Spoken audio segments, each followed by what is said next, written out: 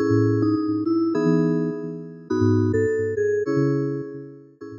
think real inclusion is understanding that it's not enough to just have women in the room. It is to also acknowledge the work, the invisible work of the women who are on the front lines, protecting their territories, especially Indigenous women. To understand that labor, to understand the nuances of that labor, and then bring their issues to these rooms, where decisions are being made in terms of policy, in terms of, programs, etc. So I think real inclusion happens only when you have a very clear idea about what's happening on the ground.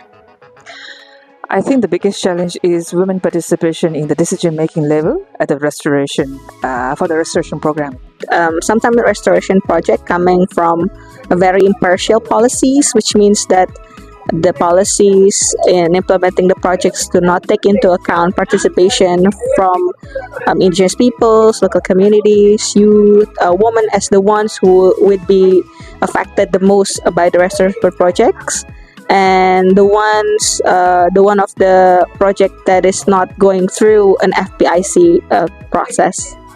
One challenge, which I think would be insufficient fund. I would say social and cultural barrier, because in certain communities, women cannot go inside the forest to collect seeds or fuel wood, things like that. So I feel that's the issue over there.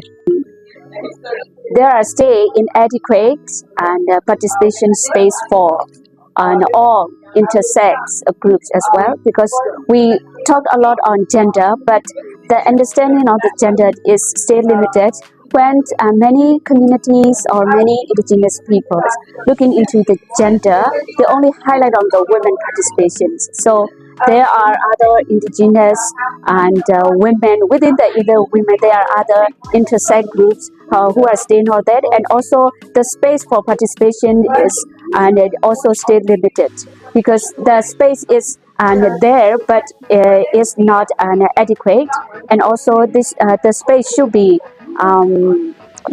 the space should be continuing and to make regularly and setting where everyone and indigenous women and other institutional groups can share the exchange and also knowledge.